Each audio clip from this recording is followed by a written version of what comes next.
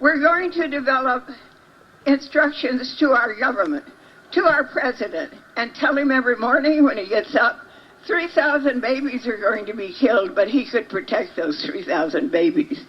And he must stop supporting the abortion industry and save the babies. That's our president. He must stop the killing of those innocent children. The House has overwhelmingly approved H.R. 3, the No Taxpayer Funding for Abortion Act, the Protect Life Act, and voted to completely repeal Obamacare and to defund Planned Parenthood. Now we must work hard to change the Senate so these bills can go forward and reclaim the White House. Tomorrow night, in his State of the Union message, President Obama will call to, quote, return America to American values. Mr. President, the violent destruction of children in the womb, killing babies, is not an American value. Mr. President, stop violating conscience rights. Stop violating religious freedom.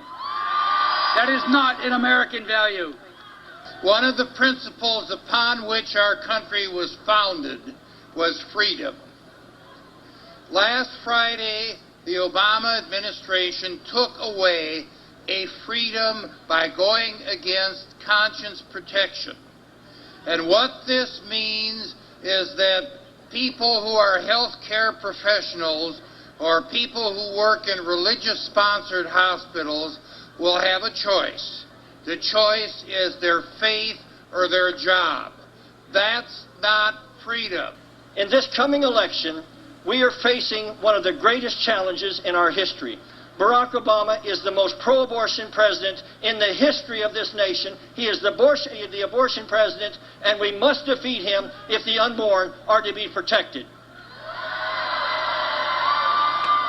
By removing the conscience clause, this administration is now forcing us to choose between our right to be the person we want to be, to have a religious expression, and a job. President Obama is not with you. President Obama is against you. President Obama and his administration are aggressively pro-abortion and are actively undermining religious freedom and the rights of conscience. So as you march today, please know as well that his Secretary of Health and Human Services has recently said, Kathleen Sebelius, Secretary Sebelius, said, we are at war. And who is she at war with? With you. Let's make sure that the most pro-abortion president in American history, Barack Obama, no longer occupies the White House when we come back next year. Thank you. God bless you all. Thank you.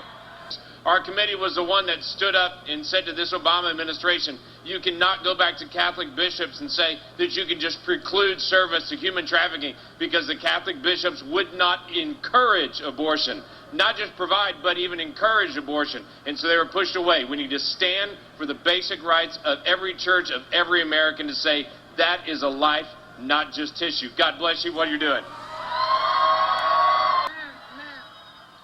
These so-called freedom fighters, it's just the instruments of culture of death. They want us to be silent because the president is a black man. But he and his administration is leading this nation, and especially the African Americans, to absolute destruction.